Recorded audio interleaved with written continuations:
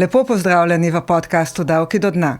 Tudi tokrat bomo govorili o davkih, a ne samo o njih. Z nami je namreč bivši in prihajajoči minister za finance Andrej Šircelj. Te dni ob menjavi vlade se vrača v svojo staro pisarno. Napovedal je, seveda, davčne spremembe, več zasebnih investicij, tudi nekakšno revizijo plačne reforme v javnem sektorju in spodbude za kapitalski trg. Andrej Šircelj ima dolgo kilometrino v političnih vodah. Je magister davčnega prava in je bil najprej učitelj, potem davčni svetovalec in v času vlade Janeza Drnovška v 90. letih tudi svetovalec za davke na Ministrstvu za finance. Potem je bil državni sekretar v kabinetu Janeza Janše, potem se je kalil tudi v bančništvu, bil je v Gorenjski banki, član sveta direktorjev pri EIB, bil je poslanec, kratek čas tudi neizvršni direktor v DUTB in potem med leti 2020 in 2022 finančni minister v Janševi vladi. Kar je spet. Z njim se bom pogovarjala novinarka financ Tanja Smrekar, vabljeni k ogledu. Pozdravljeni, gospod Šircelj. Kako ste? Ja, v redu, zanimivo. Se veselite, da boste videli stare kolege spet na ministrstvu? Ja, sem kar vesel, seveda malo, jaz bom rekel, tudi novega stresa, ampak pozitiven. No, evo, zato se tudi že vidi malo pozitivnega stresa, ne? Ja, vsekakor. No, klasično vprašanje, ko smo ravno pri stresu, ne? Javne finance niso v zavidljivem položaju, vi napovedujete davčne sprostitve. Skratka, kako gre to skupaj?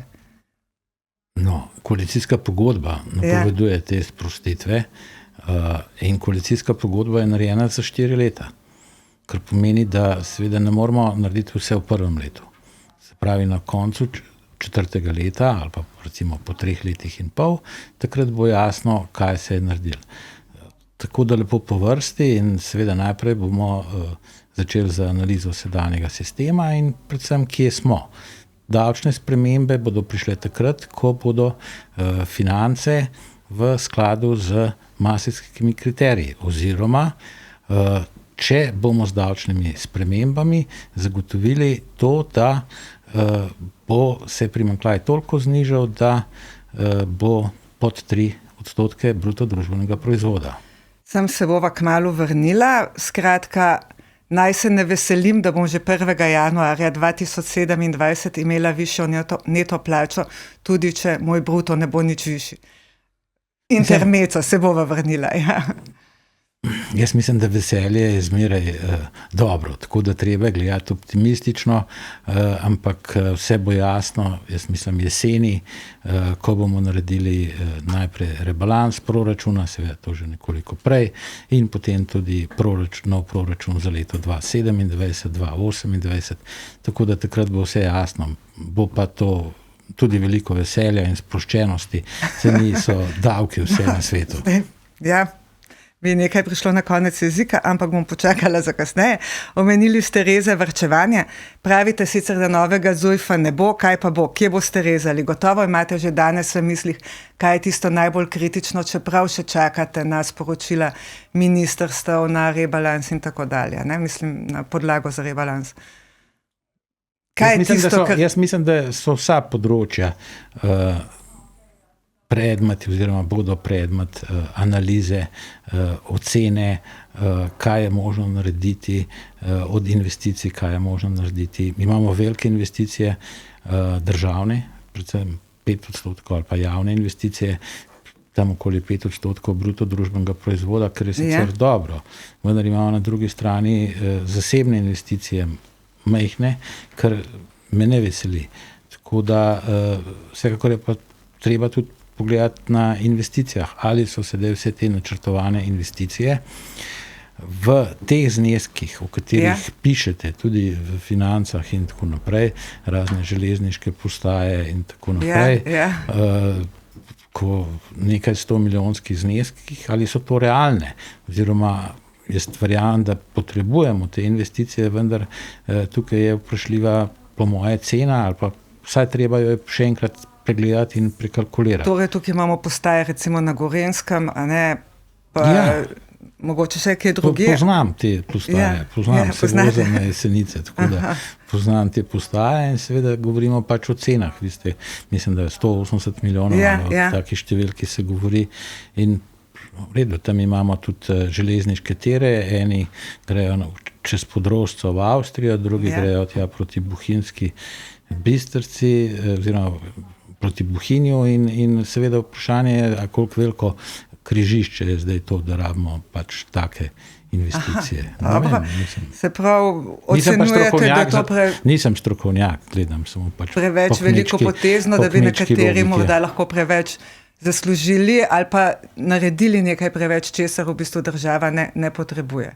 Oziroma državljani. Ja, jaz večkrat se vprašam, tudi, če hočete v zasebnem življenju, ali to rabimo. To sicer ni neko tako vprašanje, ki naleti na dober odziv, ampak treba se enostavno vprašati, kaj lahko naredimo in kaj je tisto, kar je dejansko nujno in potrebno. Se pravi, revidirali boste recimo kakšne železniške projekte, tudi kaj drugega. Vrtovec, bodoči oziroma zdaj novi minister za infrastrukturo, je napovedal recimo kar nekaj projektov pred parlamentarnim odborom in sicer dvotirne železnice, dejal je, da potrebujemo nekakšen železničarski DARS, gradnja JEK2 ceste, 3. razvojna os, poglobitev Luke Koper itd. Se pravi, tega najbrž ne more država delati sama. Tukaj morda računate na kakšne zasebne partnerje ali ne, oziroma kako bo to zneslo ob varčevanju? Moja ideja je, da povežemo zasebni kapital z javnim oziroma državnim kapitalom, da privabimo mednarodne banke, katere člani smo, naprimer EBRD, Evropska investicijska banka, tudi druge banke so domače banke in tako naprej, in da seveda tukaj skupaj naredimo te projekte. Jaz mislim, da je to izredno pomembno, zaradi tega, ker je po mojem mnenju boljši nadzor. Kam gre denar in kako gre denar. In bom seveda spodbujal predvsem tovrstno financiranje teh investicij. Ampak če grem zdaj lahko še malo nazaj, sem prej malo na hecu obrnil in tako naprej. Glejte, se tudi druga področja so recimo javne nabave. Mislim, da tukaj na področju javnih nabav se da kar nekaj narediti. In tudi nekaj prehraniti. Tudi na področju... Imate kaj konkretnega v mislih pri javnih nabavah, ne vem, zdravstvo, kaj drugega? Vsekakor zdravstvo. Mi smo že imeli, bom rekel, neke referenčne cene v prejšnji vladi, zadnji vladi, naši zadnji vladi. Jaz mislim, da je to nujno treba seveda spet sprejeti in mislim, da se tukaj da kar nekaj narediti. Tako da verjetno je treba tudi centralizirati določene nabave, če jih nabavaš več, je ponovati ceneje. Se tukaj je čist kmečka logika, že to pomeni. Če imaš razdrobljene nabave, ne vem, da vsaka ambulanta zase nekaj nabavlja, malo karikiram, potem je seveda vsekakor dražje. Tako da, ampak to je na vseh področjih. Ampak recimo bi rekli, da je najbolj kritično. Zdravstvo, tudi državna uprava, skratka vsi, ki so v tako imenovanem javnem sektorju. No, ko ste ravno omenili javni sektor, rekli ste tudi, da boste nekako revidirali, če sem prav razumela, in višino plač v javnem sektorju oziroma nagrajevanje v javnem sektorju in število ljudi zaposlenih v javnem sektorju in njihova učinkovitost. Ne nazadnje celo zdaj že vaš predhodnik, danes poslanec Klemen Boštjančič, pred nedavnim dejal, počakajte, da citiram, da nekateri državni organi so zaradi plač izgubili kompas. Dokdaj recimo nameravate to preveriti, sem vas prav razumela, in ali so možne kakšne zamrznitve ali zaposlovanja ali nagrajevanja ali plač? Jaz mislim, da je vse možno. Tukaj vsekakor tudi kolega Matos je to napovedal kot minister, ki bo neposredno pokrival in bil javno upravo. Z finančnega zornega kota pa seveda. Prvo vprašanje, ki se mi tukaj postavlja, ali smo mi naredili plačno reformo ali smo samo povečali plače. To je prvo vprašanje. Zdaj, če smo sam povečali plače in smo jih povečali vsem, vsekakor jaz mislim, da to ni v redu. Kaj bi bilo boljše? Boljše bi bilo seveda, da pač tisti, ki so dobri, dobijo dobro plačo. Tisti, ki odlično delajo, dobijo odlično plačo. Tisti, ki slabo delajo, dobijo slabšo plačo. Če nekdo pač pa ne želi delati ali pa sploh ne dela, potem pa ne dobi plače. Vse tukaj je ta logika popolnoma jasna. Tako da tukaj je to na vseh področjih. Ampak je izvedljivo, ker javni sektor je recimo tudi kar močan, recimo veliko volivcev je v njem, imajo močne sindikate, težko je kogarkoli odpustiti. Vse je prav, da imamo delovno-pravno zakonodajo, ki varuje delavca, seveda, ampak ne, do neke mere, če nekdo recimo ne dela ali pa... Ja, se strinjam, seveda. Zdaj tukaj so pač možne spremembe in tudi jaz želim si, da bi seveda to delali skupaj s sindikati. In mislim, da tudi ni namen sindikatov, da ščiti slabe delavce. Se to gre na račun dobrih delavcev. Ne? Bolje, da stimuliramo dobre delavce in ne ščitimo slabih. In seveda, drugo pa so organizacijski prijemi. Na vse zadnje zdaj bomo imeli manj ministrstev. Verjetno se bodo potrebe po delu na nekaterih ministrstvih naprimer povečale, na drugih zmanjšale. Tukaj bo seveda tudi ta, jaz mislim, da so popolnoma normalne interne preusmeritve delavcev na druga dela in tako naprej. Da dam za primer. Ko sem bil, mislim, da leta 2022 ali pa 2021 na Mednarodnem denarnem skladu, mi je pač ta oseba, ki je bila zadolžena za Slovenijo, rekla, oprostite, midva se zadnjič vidva. In sem rekel, zakaj pa? Je rekel, zaradi tega, ker mi pokrivamo eno državo največ 5 let. Zdaj bom pokrival neko drugo državo, zadolžen bom za neko drugo državo. Ker enostavno ta fluktuacija mora biti, zaradi tega, ker na vse zadnje ti odnosi ne smejo postati preveč tesni, Bog ne daj kakršnakoli skrita ali kakršnakoli korupcija. Ali pa nezavedna celo. Ali nezavedna in tako naprej. In mi se menjamo vsakih 5 let. Ne? In je tudi povedal, pri vas so ljudje zaposleni celo življenje na enem delovnem mestu. In to ni dobro. Ali s tem kaj napovedujete, kakšne spremembe tudi na ministrstvu morda? Jaz mislim, da fluktuacija mora biti in da pač tam, kjer je nekdo zadolžen naprimer za eno področje, stopa v kontakt z določenimi ljudmi in mislim, da je prav, da je ta fluktuacija, da se zamenja, nastanejo novi odnosi, mogoče manj zasebni odnosi, manj prijateljski odnosi, bolj uradni odnosi na začetku in seveda potem so tudi neki učinki. Preveč prijateljski se pa zamenjajo. Mislim, ne, to se malo pecam, ampak dobro. Razumem, ampak kakorkoli že, jaz mislim, da ta horizontalna premestitev ljudi ni nič slabega. No, vse zadnje tudi dobijo neke nove izzive, večje izobraževanja, tako da z tega zornega kota jaz mislim, da je to kar v redu.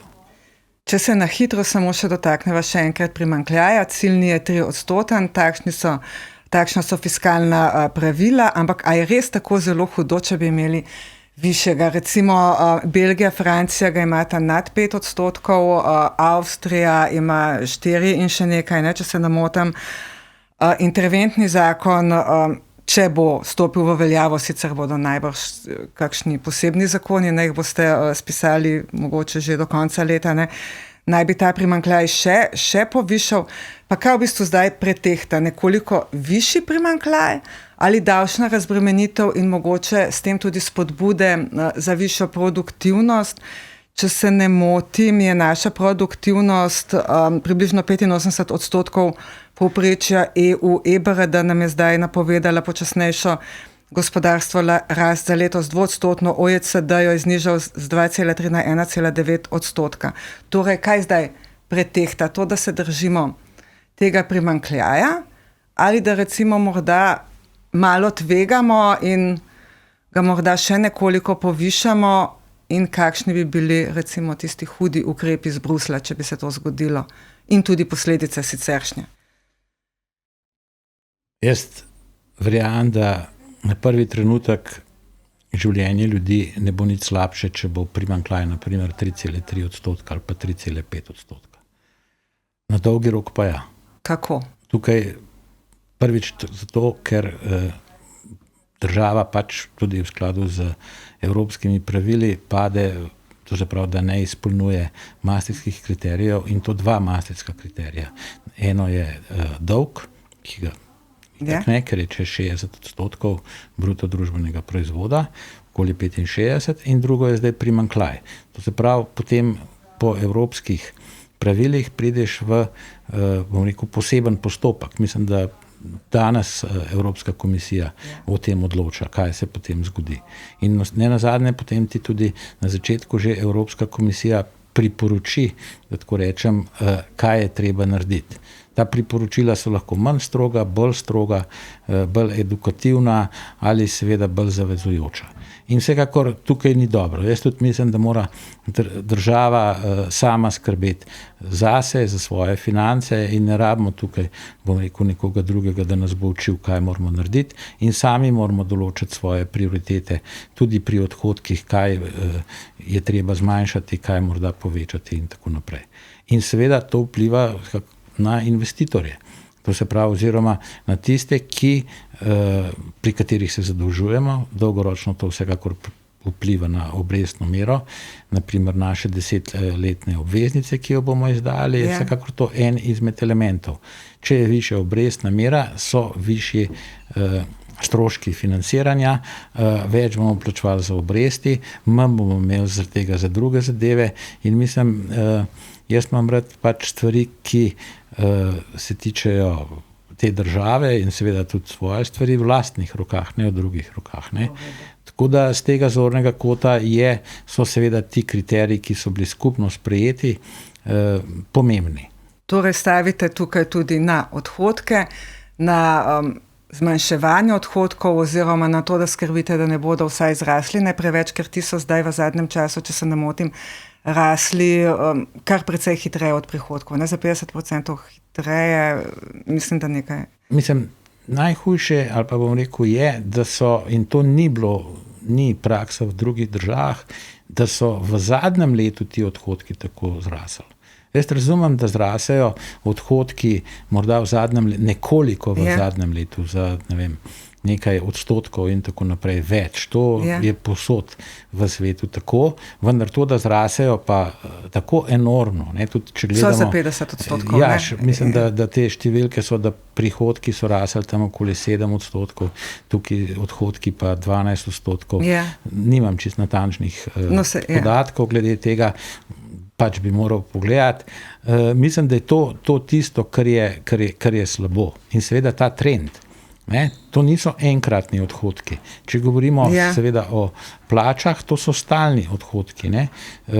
In niso enkratni. Zaradi tega jaz mislim, da prvo, kar je treba tudi glede plač narediti v javnem sektorju, je treba narediti to analizo. In to, kar tudi govori minister Boštjančič, pač ti odhodki, po mojem mnenju, so nenadzorovani. Tukaj gre seveda tudi za tiste odhodke, kjer je prišlo do enkratnih preskokov teh plačnih razredov, ne, za 5% lahko pač neposreden vodja poveča nekomu plačo po sedanji urediti, kot razumem, še za 5 potem minister. To pride potem za 10 plačnih razredov in to se je številčno dogajalo. Se je izkoristila ta možnost. In se je to pač izkoristila takoj ta možnost. Tako da z tega zornega kota, jaz mislim, da je zadeva šla izpod nadzora. V redu, še eno takšno vprašanje, na kratko stanovanja. 1 milijarda evrov v 10 letih iz državnega proračuna za javno stanovanjsko gradnjo. Boste to spremenili? Prvič, ta stanovanja, ki se gradijo, jih bomo seveda dokončali. Ne bomo jih pustili na pol zgrajenih. Drugo, zdaj, ko govorimo seveda o teh številkah in če govorimo o stanovanjih, naše mnenje je, in tudi v koalicijski pogodbi je to napisano, da se zavzemamo za čim več lastniških stanovanj. Ko sem bil ko ste omenjali prvič na Ministrstvu za finance, so prišle različne tuje delegacije, mednarodnega sklada, bank in tako naprej. In vsi so rekli, vi imate odlično situacijo, imate več kot 80% lastniških stanovanj, to je izrednega pomena in to je zelo dobro za ljudi. A to je v redu v bistvu? Ja, to je bilo takrat v redu in sprejeto, da imaš lastniška stanovanja. Jaz ne vem, kaj je narobe z lastniškimi stanovanji. V Veliki Britaniji, v Združenem kraljestvu imajo obratno razmerje, imajo, ne vem, govorim seveda na pamet, po spominu, 15-20% ljudi ima vsa stanovanja in so tam pač najemniška stanovanja, imate landlorde, pobirajo pač najemnine, živijo od tega cele dinastije in tako naprej. Tako da zdaj, odvisno kakšno družbo seveda imamo. Potem je seveda tukaj vprašanje in seveda mi bomo stimulirali to, da je čim več lastniških stanovanj. To je prvo. In drugo, to bomo naredili tudi tako, da bomo subvencionirali recimo obrestne mere. Znam, da ne bodo potem zrasle, a ne se veste, kako se subvencijami lahko zgodi. Ampak, v Nemčiji, ko so dali subvencije na električne avte stran, a ne, so cene avtov upadle, ne? Ja, ampak pač obrestne mere se določajo pač na podlagi seveda Evropske centralne banke, banke to delajo in jaz mislim, da ne bodo zdaj ravno zaradi tega. To boste potem. To pač ne bi bilo niti korektno strani bank in tako naprej. Banke upravljajo tudi neko družbeno vlogo, mislim, z tega zornega kota, predvsem, da zagotavljajo ljudem denar na čim lažji način, ker imajo denar ljudi, to ni njihov denar. Tako da, ampak da končam stanovanje, se pravi, čim več lastniških stanovanj in seveda zadeva je rešena. To, da vsi ne moramo stanovati v Ljubljani, je pa popolnoma logično in normalno. In v nobeni prestolnici, evropski ali pa svetovni, ne živijo vsi ljudje. Tam so pač najdražja stanovanja. In to je povsod po svetu. In ne vem, bom rekel tudi, na vse zadnje danes je pravzaprav trend, da se ljudje izseljujejo na obrobja mest. Tam je kvaliteta življenja za nekatere seveda večja. Drugo pa je, če zdaj seveda nekdo kupuje pač stanovanje v Ljubljani, plačuje, ne vem, 10,000 evrov ali nimam tako natančnih informacij, koliko to stane. Pač je tudi že na periferiji 5+, To se povečuje, vsekakor, tudi na te cene mislim, pač ljubljanske rastejo. periferije. Ja, razumem. Ampak tukaj se da veliko narediti tudi za decentralizacijo. Decentralizacija državnih ustanov. To ste napovedali, ampak hkrati zdaj mi je šlo v misli, en komentar na enega od člankov v tem tednu, mislim, da je bil na Airbnb, ali saj ni važno, ampak nekdo je skratka napisal, da ga zanima, kam bi šle potem cene v Mariboru in kam v Ljubljani, če bi uredili dobre povezave, se pravi železniško, cestno, ono tretje, se pravi bi najbrž res tudi zaradi tega morda v Ljubljani padle, narasle bi pa morda nekoliko v Mariboru, Celju bi se nekako porazdelilo. To je najbrž bolj pomembno in tudi, kar ste vi rekli, decentralizacija, bolj pomembno kot to, da se ukinja Airbnb, ker je po moje brez veze, oziroma da se ga omejuje. Kaj menite o tem? Mislim, jaz menim, da če bomo imeli dvosmerni promet, to se pravi, ampak dvosmerni zjutraj, kar pomeni, da bodo nekdo bo še vedno prihajal v Ljubljano na delo, nekdo drug bo pa iz Ljubljane šel na delo v Kranj, Maribor ali pa Koper in tako naprej. Mislim, je to vsekakor pozitivno in za promet in za čas, ki ga bomo s tem prihranili in seveda ne nazadnje, če bodo zaradi tega trend tudi, da se bo zaradi tega prodalo oziroma kupovalo več stanovanj izven Ljubljane, je vsekakor to smiselno. Glejte, drugače smo pa v tržnem gospodarstvu in trg seveda določa tudi stanovanja. Država, takrat, ko je treba intervenirati, seveda lahko z določenimi politikami intervenira, ampak praviloma ne intervenira v vsakem primeru. Jaz mislim, da bo seveda to pozitivno. Da bo pač... Kaj pa nameravate seliti iz Ljubljane? To bomo pa še malo proučili, tako da zdaj zaenkrat jaz mislim, da smo tukaj predaleč, da bi zdaj to vselili. Jaz mislim, da sam ministrstva in vsi pač uradi, ki spadajo k posameznim ministrstvom, je možno preseliti. Verjetno vlada bo v Ljubljani. Ministrstvo za finance. Tukaj je že vprašanje, ki bo. Dobro. Državni svet, državni zbor, vse te inštitucije, jaz mislim, da morajo ostati v Ljubljani. V redu. Skratka, peva zdaj še malo na davke, a ne? In na davčne spodbude. Recimo, najprej za podjetja. Omenili ste davčne pavšale po dejavnostih. Kaj v bistvu to konkretno pomeni? 350 000 € letnega prometa in kaj to pomeni za sedanje klasične normirance? Kaj tukaj lahko pričakujejo te manjši ali pa srednji podjetniki, recimo že, če gledamo družinske, ne? Manjši, no.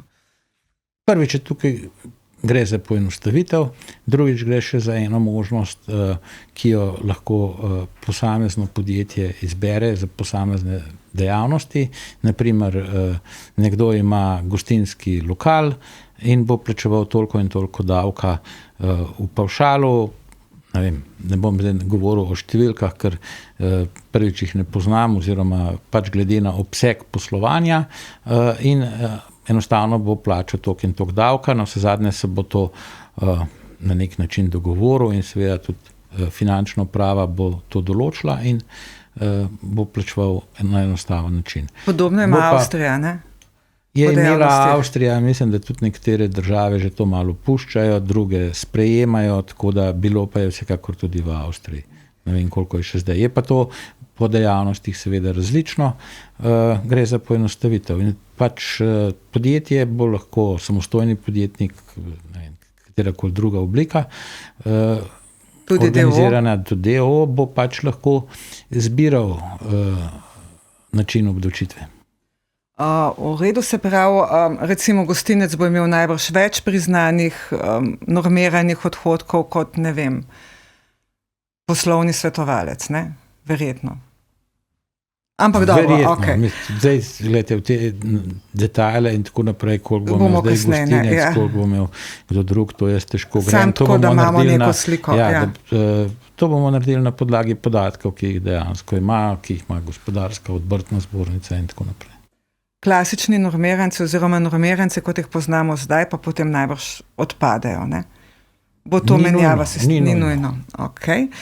Kaj pa davčne spodbude za večja podjetja, za privabljanje naložb, morda tudi kakšne druge spodbude? Tukaj so ključni kadri, razvojna kapica, potem nagrajevanje iz delniških opcij, konkretno davek na dohodke pravnih oseb, ki je danes začasno nekoliko povišan, mislim, ne nekoliko za 3 odstotne točke. Potem, kaj imamo še, razne olajšave? Tukaj, zdaj sem naštela. Našteli ste pravzaprav vse, ne? Tako da jaz bom zdaj začel na nek drugačen način. Ne? Mi se moramo seveda, ali pa tudi bom rekel v stroki, ne? Davčni stroki. Ne? Zdaj, moj profesor iz ekonomske fakultete je rekel, pri davkih je tako, 50% je stroka, 50% je politika. Če je politike več, to ni dobro. Ne? Kar pomeni stroka, naj bo tudi stroka. In če gremo na stroko, se je treba pač odločiti, ali bomo imeli nižjo davčno stopnjo in manj olajšav in oprostitev, ali bomo imeli višjo davčno stopnjo in več olajšav in oprostitev. Več in olajšav in oprostitev seveda prinese tudi večjo administracijo oziroma bolj administrativno zahtevno obračunavanje tega davka. To so pač tisti parametri, ki so. In zdaj seveda, tukaj je tudi nekaj politika. Politika se odloča za več olajšav in oprostitev za različne namene. V redu. Mi jih imamo že sedaj kar nekaj. Imamo 40% olajšavo za tako investicijsko. Imamo seveda tudi 100% olajšavo za raziskave in razvoj in tako naprej. Imamo neko omejitev, tukaj mislim, da je na 63% teh prihodkov, oziroma osnove, ne, da več se ne more uporabiti. Tukaj bomo vsekakor to omejitev preverili in če ni prava, spremenili. Drugo, mi se moramo malo prilagoditi. Spremenili, pardon, ka vas prekinjam, ampak spremenili v katero smer? Je odvisno, kaj bo pokazalo. Odvisno, kaj bo analiza pokazala. No, in potem naslednjo, mi se moramo tudi te investicije, prvič jih moramo narediti administrativno enostavnejše. Nekatere so predvsej zahtevne, tukaj mislim predvsem na tole 100% olajšavo za raziskave in razvoj. Prilagoditi sedanjemu načinu poslovanja. Danes nam umetna inteligenca že marsikaj naredi in se tudi uporablja, tako da tudi z tega zornega kota je treba to pogledati. In če smo zdaj pri teh tipičnih, seveda zato, da se reinvestira dobiček, da se privablja nov kapital in tako naprej, skratka, da gre čim več stvari v razvoj. Drugo so, omenili ste seveda tudi delniške opcije, tukaj bomo se tudi te zadeve sprostili, obdavčili jih takrat, ko se bodo prodale, bo tudi neka degresivna lestvica, glede na to, koliko časa jih nekdo bo imel, tako da to je tudi eden izmed teh možnosti. Stopne še niso, nekaj jih je določenih v koalicijski pogodbi, nekaj jih bomo seveda še proučili. To je seveda za ljudi. In če zdaj tisto najbolj nevralgično točko pri davkih rečemo, obdavčitev dela, se pravi obdavčitev plače in seveda tudi drugih oblik dela.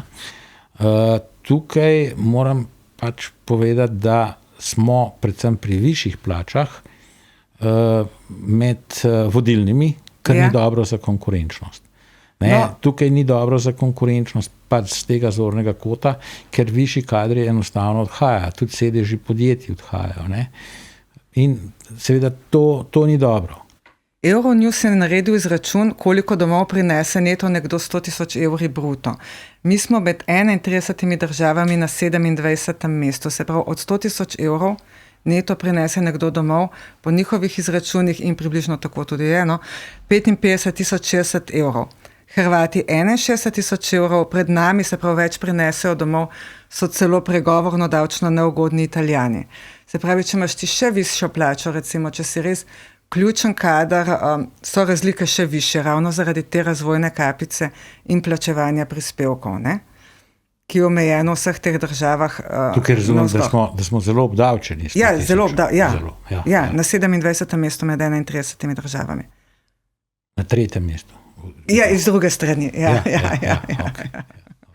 Tako da po obdavčitvi smo na 3. mestu, po neobdavčitvi pa, potem koliko prinesemo domov neto, po obdavčitvi smo pa na 27. Tako.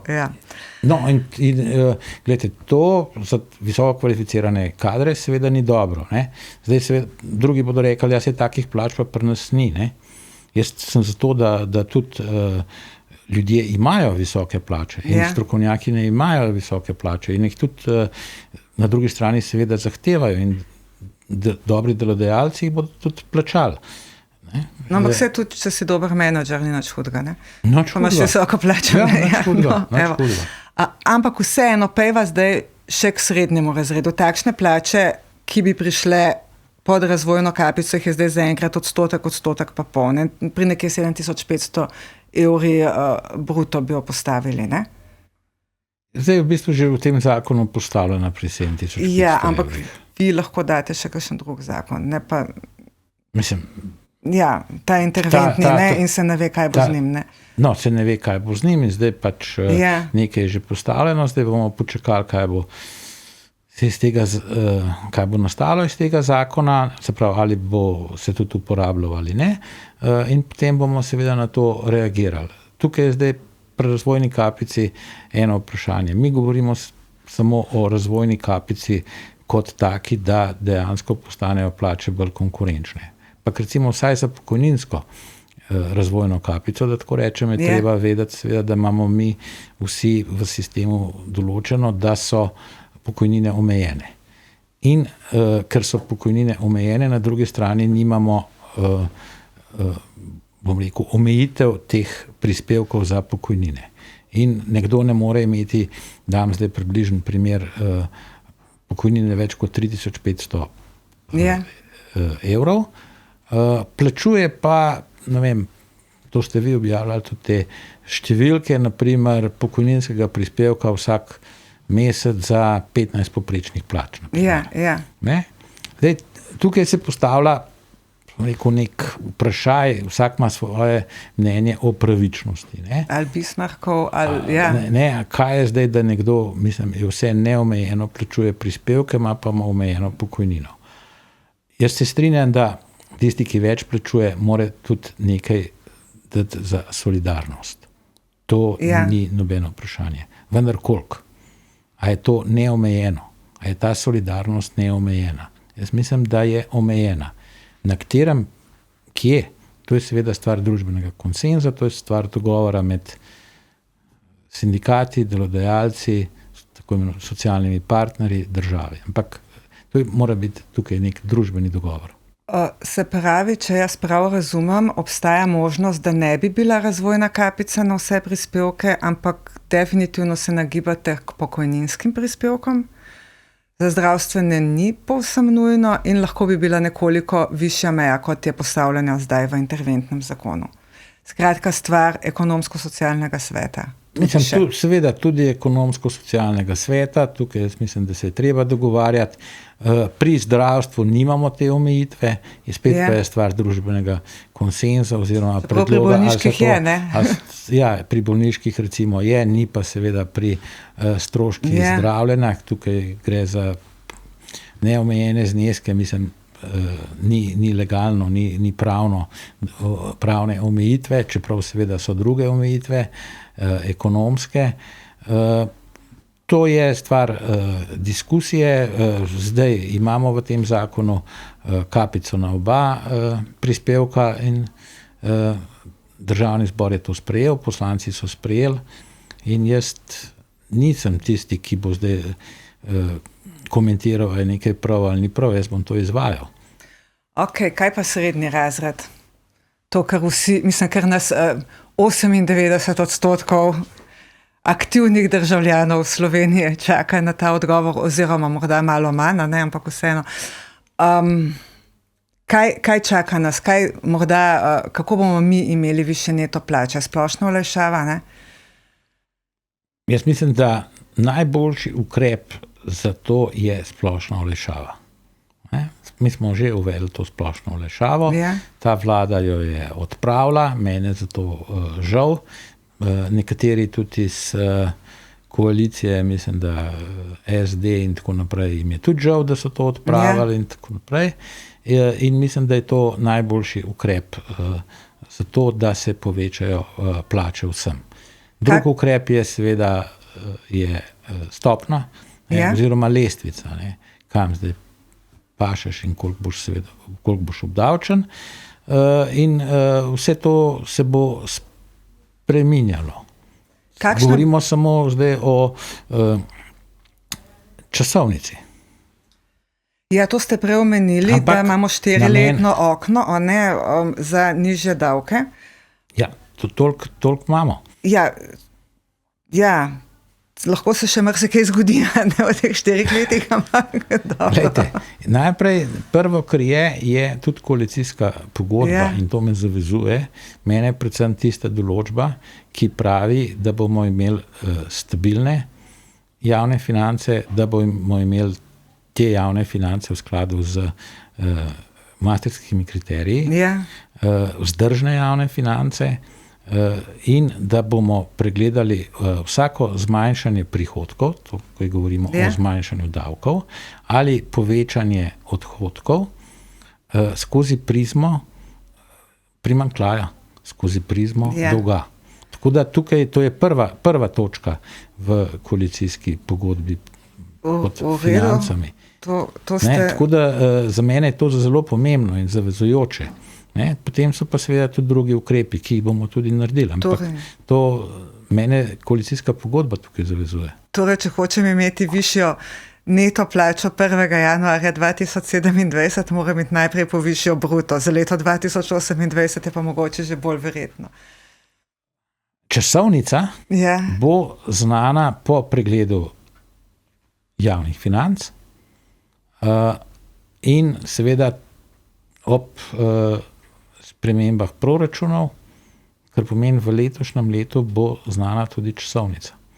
In jaz sem pač v prejšnjem mandatu, ko sem bil finančni minister, sem bil iniciator te povečane splošne olajšave. Ja. In tudi v življenju sem toliko trmast, da pri nekaterih stvarih vztrajam. No, v redu. Seveda moram biti pa razumen in pri financah je treba biti razumen. Tukaj je potem večno vprašanje, a ne, seveda tudi socialnih pravic, ne, če so nižji davki, nižji prispevki, recimo ukinili bi tudi del prispevkov za dolgotrajno oskrbo, ker je sicer storitev še vedno vprašljiva.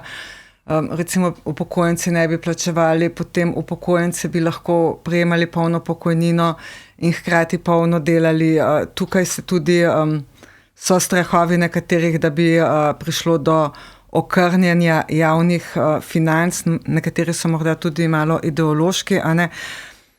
A se socialne pravice recimo ne bodo nižale oziroma ali jih je treba nekako revidirati, da se ne nižajo za tiste, ki jih morda res potrebujejo in nižajo za tiste, ki jih morda ne in prihajajo do nekaterih zlorab, ker socialno državo, najbrž se strinjate, moramo absolutno ohraniti, ne? Vsekakor.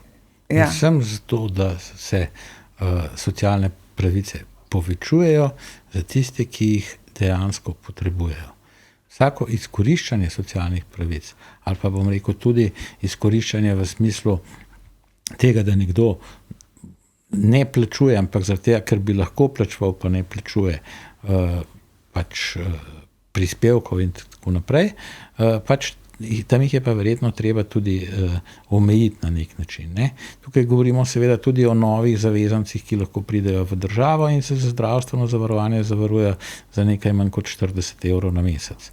In nekdo pride v državo, se zavaruje za 40 evrov in ima tudi njegovi družinski člani in tako naprej, imajo polno zdravstveno pravico. Ne? To je ena zadeva. Zdaj drugo zadevo, kar je, treba je pri teh vprašanjih, se nikoli ne vpraša nekdo o pravičnosti. Pa jaz imam tudi težavo s tem pojmom, glede tega, da ima vsak svojo definicijo, opredelitev pravičnosti. Ampak osnovna logika je, nekdo dela 40 let in dobi pokojnino. In potem, ko dobi to pokojnino, on dela še naprej, soglasjem delodajalca. Ampak zaradi tega mu to pokojnino vzamemo. Ali ima pa pravico 40%. Če gremo zdaj na začetek. Ja. Zakaj? Tukaj, mislim, kje je tukaj zdrava kmečka logika? Zakaj bo zdaj on kaznovan, ker še dela? No, in hkrati tudi plačuje prispevke. In plačuje še naprej prispevke, ampak on je kaznovan, ker še dela. Se pravi, delo je kaznovano. On je dobil to pokojnino. Tukaj je čisto zdrava logika. Mislim, ne razumem, ampak ali lahko solidarnostni sistem, recimo pa če pustimo tudi te pokojnine ob strani, ampak nasplošno, če lahko prenese recimo dodatne pravice ljudi, podjetij in tako naprej, a ne razvojno kapico, nižanje prispevkov, kar je sicer imajo sosednje države, vse, ali lahko to naše blagajne prenesejo, ne da izgubimo, ne vem, še več zdravnikov, kaj jaz vem, pravice do zdravstva, ono tretje. Mislim, da seveda lahko je, pa treba nekatere stvari nekoliko prerasporediti in treba jih je narediti tudi nekoliko bolj učinkovite. Morda tudi revidirati kakšne, ne? Zmanjšati, bom rekel, naprimer to, kar sem govoril, javna naročila in tako stroške in tako naprej. Ne? Po drugi strani pa glede teh poklicov, o katerih govorimo. Ne? Mi imamo tudi v namen, se pravi, spremeniti plačni sistem in tako, da bodo imeli zdravniki svoj, zdravstveno osebje svoj steber, ne vem, policija, vojska svoj steber, državni uradniki svoj steber in tako naprej. Ne? In treba je tudi nekaj upoštevati, da ti poklici, ki jih imamo, so po mojem mnenju neprimerljivi ali pa zelo slabo primerljivi. Ne? Zdaj smo vsi v istem košu. Ampak nek programer, zdravnik, inženir in tako naprej z lahkoto dobi službo ali pa dobi službo tudi lahko s težavo, ampak jo dobi nekje v Evropi. In je plačan po pri načelih oziroma tako, kot je v tej državi plačan. Politik, pa ne. mednarodni svetovalec, PR in tako naprej, pa je bil vesel, da bi tudi dobil kje službo v Evropi, ampak ni toliko povpraševanja kot po inženirjih in zdravnikih in programerjih. In moramo upoštevati ta vidik, da je določen poklic mednarodno konkurenčen, določen pa ne.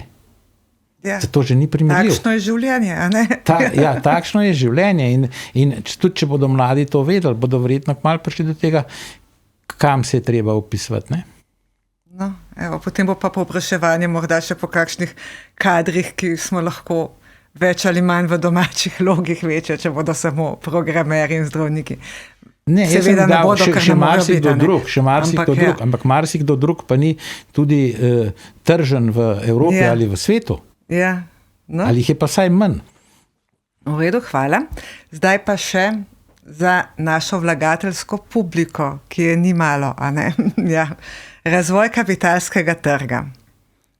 Na hitro ste omenili, a ne, tudi na zaslišanju pred parlamentarnim odborom, zakonodajo, ki se dotika tudi davka na kapitalske dobičke, dividende in podobno. Je morda v igri kakšno znižanje, morda skrajšanje obdobja 15 let za oprostitev davka na kapitalski dobiček, nižje davčne stopnje, kaj drugega?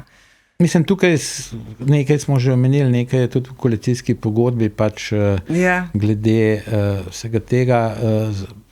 Znižanje bomo pač proučili v smeri tega, da je na eni strani treba najti neko povezavo med obdavčitvijo dela in obdavčitvijo kapitala.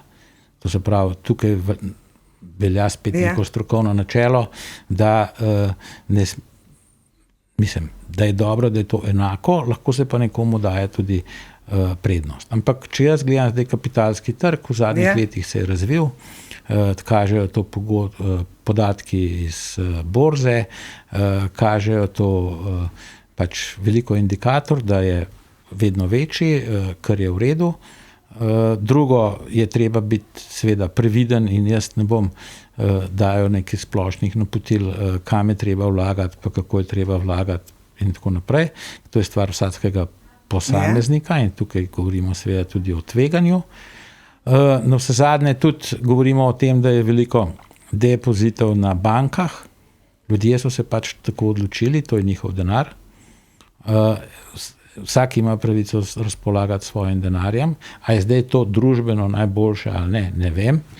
Je pa kakršnokoli borzno poslovanje pomeni tveganje. Ne? Pač to je glede na to, seveda, katere delnice kupuješ in tako naprej. To zdaj detaljno verjetno nimava časa ali pač. Bova si še malo vzela. Skratka, davke na kapitalske dobičke definitivno ne bodo višji, kot so danes, ne 25 do 0, nekaj ste omenjali prilagoditev za obdavčitvijo dela, ker se lahko razume tudi drugače. Ne, tukaj je treba pač prispevke izključiti, tako da tukaj ne gremo zdaj, tukaj govorimo o čistem nekem pravilu in tako naprej. Ja, ampak najvišja dohodninska stopnja bo potem 45%. Govorimo pač o poprečnem, ne, govorimo ne o najvišji, ampak o poprečni stopnji. Poprečna je okoli 22, ne? No, recimo, ne, tukaj imamo pa 25 in tako naprej. To malo niha. Tukaj ne gre zdaj to, da mora biti ista, oziroma da mora to biti popolnoma enaka. Tukaj je treba gledati neko razmerje. Tukaj je treba tudi gledati razmerje v tem, da če pa pač, da vsekakor spodbujaš to, ne, in da tudi spodbujaš za temi degresivnimi lestvicami in tako naprej. Ampak ja, lahko povem, da tukaj nekih bistvenih sprememb v stopnjah ne bo. Ne bo. Aha, kaj pa v obdobju? Se pravi, da niso obdavčeni? To bo vse diskutabilno, seveda, vsekakor je, bom rekel, tudi obdobje se vedno da verjetno skrajšati, daljšati, ne. Pač omenili ste kot obdavčitev dela, prej, če samo skočim samo za en intermezzo nazaj, recimo, če nekdo dela po avtorski podjemni pogodbi, se bo tudi to, recimo, približalo bolj klasični obdavčitvi ali kapitala. Ne, ker tam imaš dela, recimo tudi prispevki, kakšni dodatni ali kaj podobnega. Ne predvidevam nobenih dodatnih prispevkov. Okay. Potem imamo INR, ne? Ta pa določa, ne, kot ste omenili prej, recimo različne strategije mogoče vlaganja v INR, ne moreš imeti vseh naložb, ne? Ali se tukaj predvideva morda kakšne spremembe? Je to dobra rešitev? Bodo mogoče možni višji zneski oblačil tukaj načrtujete? Tukaj bomo pri teh individualnih računih, bomo pač, to je stalna tematika, proučili bomo, prijeli se je, bom rekel, na nek način uporabe. Treba je tukaj pač gledati na varnost in ne nazadnje, če se ljudje navajajo, lahko se tudi tukaj spreminja. Ampak to ne moram zdaj napovedovati, nimam točnih podatkov o tem, koliko tega je. Na podlagi tega je pa vse stvar seveda diskutabilna. Se pravi, premoženja sicer ne boste obdavčili, recimo, da sem lahko sodijo tudi depoziti, pred ste omenili banke, da imamo ne preveč, da imamo zelo veliko na bankah. To kažejo podatki, da je. Jaz nimam nič proti, da je. To mogoče malo nekoga moti pa zaradi, ne vem, kapitalske ustreznosti in tako naprej. To popolnoma razumem. Razumem pa, predvsem zagovarjam popolno suverenost ljudi v tem, da imajo svoj denar tam, kjer ga želijo imeti. Mislim, definitivno. Tako da tukaj se v to ne mešamo. In ne mešamo se v depozite in ne bomo jih obdavčili. To daleč od tega. Mislim, davka na premoženje ne bo, davka na nepremičnine novega tudi ne ste rekli? Ne bo. Mislim, tukaj gledajte, o tem premoženju in o teh davkih na nepremičnine se v Sloveniji govori že 30 let. Ne? In 30 let nismo, bom rekel, spremenili te obdavčitve. Še zmeraj imamo nek zakon, ki je še iz prejšnjega sistema. Imamo nadomestilo za uporabo stavbnega zemljišča, ki je verjetno strokovno ne bi vseh kriterijev izpolnil, ampak deluje. Ne? Pa zdaj so dali v tole nepremičninsko oziroma prostorsko zakonodajo, so dali še neko takso za nepozidana stavbna zemljišča, ki bo morala biti obvezna po ne vem katerem letu. Ampak to je tudi za pogledati, po mojem. Vsekakor bomo tudi to pogledali, kaj dejansko to je. Ampak skratka, zdaj mi smo naredili to oceno nepremičnin oziroma vrednosti nepremičnin. In vedno, kadar je ta ocena zunaj, se dejansko pokažejo velika nesorazmerja pri vrednostih istovrstnih hiš, da tako rečem, ali pa stanovanjem v istem kraju, v istem kraju in tako naprej. In tukaj so seveda določene, jaz mislim, napake, upam, da jih je čim manj, ampak vedno seveda jih tudi vi mediji objavite, ena hiša tako, ena drugače in gor in dol. A ne, pa je kar zanimivo prebrati. In na podlagi tega, na podlagi takih podatkov, jaz kot minister za finance nisem v stanju, da bi zdaj pa obdavčeval to in še na podlagi tega, da bi imeli zavezanci omejeno možnost pritožbe na vrednost nepremičnine. To, kar je bilo tudi mišljeno v enem izmed zakonov, ki pa je bil sprejet v preteklosti. Tako da premoženja ne bomo dodatno obdavčevali, mogoče kakšen premoženje, ki danes ni obdavčen, naprimer kakšen, če ga boste kaj omenili, karkoli, ampak dobro, to ne vem. Recimo? Mislim, tukaj boste postavili vprašanje glede kriptovalut, verjetno. No, ampak to bom kasneje odgovoril, ampak nepremičnina, avtomobilov, hiš, vlog, tega ne nameravamo. Ne boste, to, kar ima povprečen Slovenec. Pa še nekaj, lahko čist mirno povem. Mi dobimo od teh davkov na hiše, nepremičnine in tako naprej 300 milijonov. 300 milijonov je in zaradi tega izdamo ogromno odločb, ogromno je pritožb, ogromno dela imajo sodišča, ogromno dela ima finančna uprava in tako naprej. Ogromno ljudi seveda zato zaposlimo, da vse to delajo. Ne vem, koliko je tukaj še kaj. Je treba tudi malo ekonomičnost pogledati delovanja finančne uprave. In 300 milijonov, recimo, če rečem, da je pa 15 milijard, 17 milijard že zdaj odhodkov, potem red velikosti, tukaj govorim, potem to ni ravno veliko, oziroma približno isti znesek veliko razburjanja in delanja. Veliko razburjanja in dela. In isti znesek dobiš, če davek na dodano vrednost poveča stopno za 1% točko. Pa boste? Zaenkrat ne obljubim. Višji DDV običajno podraži zadeve, nižji DDV jih pa pač ne poceni, ne? Vsekakor. In tukaj jaz tudi sem velik kritik te niže stopne davek na dodano vrednost. Razen, če hočeš spodbuditi kakšno. Na določeno hrano. Mislim, tukaj imamo davčnih zgodb, kolikor hočete. V zvezi s tem, da različno obdavčujemo to hrano. In hvala Bogu, da je noter tudi določba, kaj se zgodi, ko imate sendvič, ki je sestavljen iz kruha po 5, iz sira po 5, potem imate pa puranjo salamo, ker puran ni med tistimi, ki bi 5% bil obdavčen, ampak mislim, da je samo piščanc. Ne? Tako da, a veste, to pa. No in zdaj naredite sendvič in kakšno davčno stopnjo boste dali temu sendviču? Ne vem, vi ste bili davčni svetovalec. Lejte, jaz povem, na kakšne napake tukaj pridemo, popolnoma življenjske, ki potem dejansko pridejo. In vse te zadeve so evropske države že dale skozi in že odpravile so jih. In zdaj tudi tisti, ki boste rekli, ne vem, Italija ima tudi to, ampak vso hrano imajo pač po eni stopni. To je osnovno pravilo. Če vi to potem tako zapletete sistem, da porabite ogromno denarja, da ga sploh odpletete. No, v redu. Ampak dajmo še nekaj za naše vlagatelje. Ljudske obveznice. Boste nadaljevali s to prakso? Ja.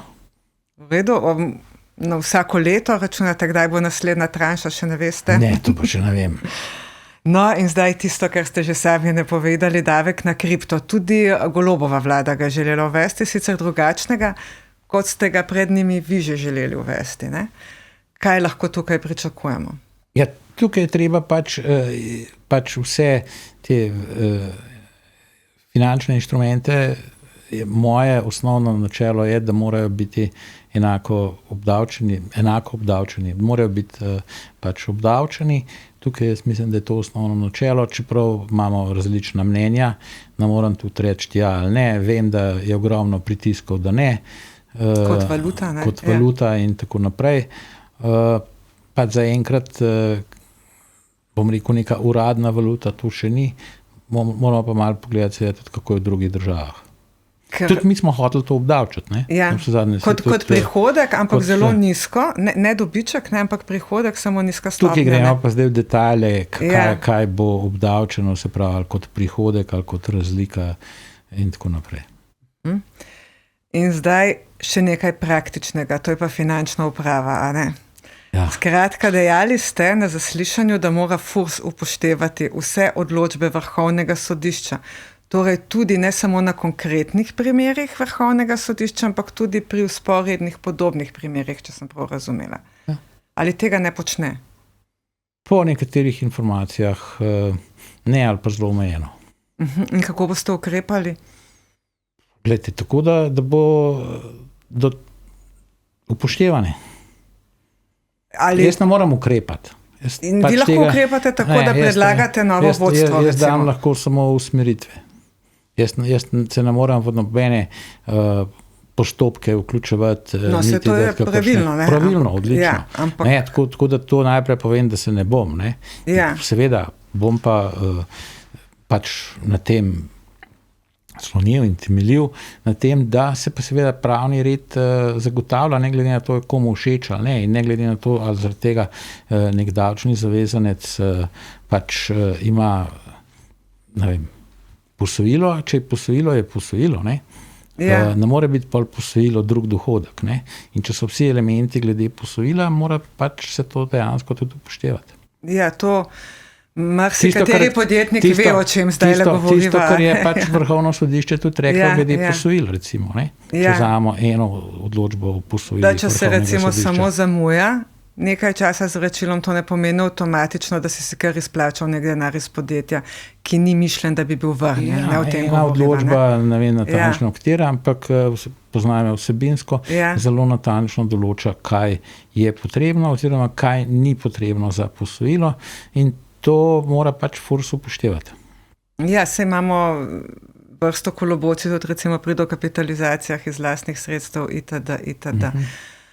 Skratka, lahko date usmeritve, lahko date tudi predlog za menjavo vodstva, ali boste to naredili, sprašujem glede na to, ker se je to še vsakeč, ko se je menjala vlada, če se motim, me popravite, zgodilo.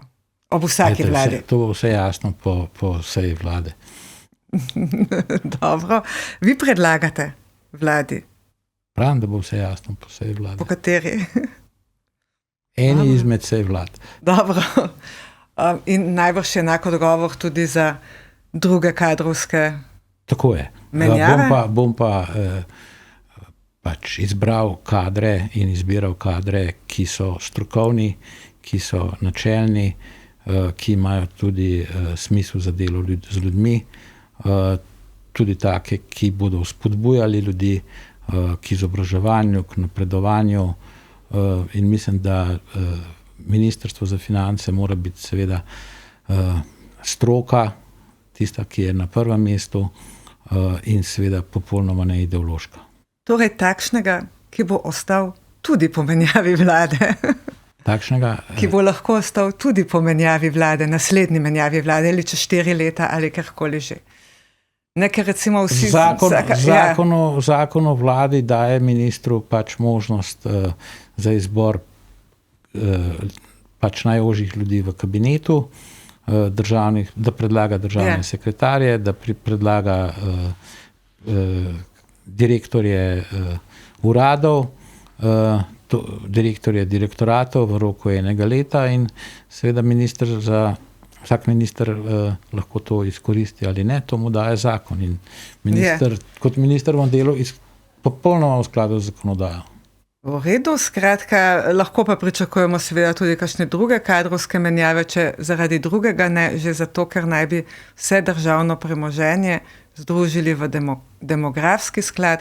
Sem sodijo DSU, SDH, KAD, podkat Modra zavarovalnica. Tudi, ja. In kdo še? Večino ste našteli. Dobro. Ne vem. Najlepša hvala. Upam, da bo naša produktivnost kmalu kaj boljša, da bodo davki nižji in da socialne pravice ostanejo oziroma bodo še višje in da nisem preveč utopična. Hvala. Ne, niste utopični, tudi niste iluzorni, tako da jaz mislim, kar realni. Dobro, v redu. Hvala za pogovor. Hvala tudi vam.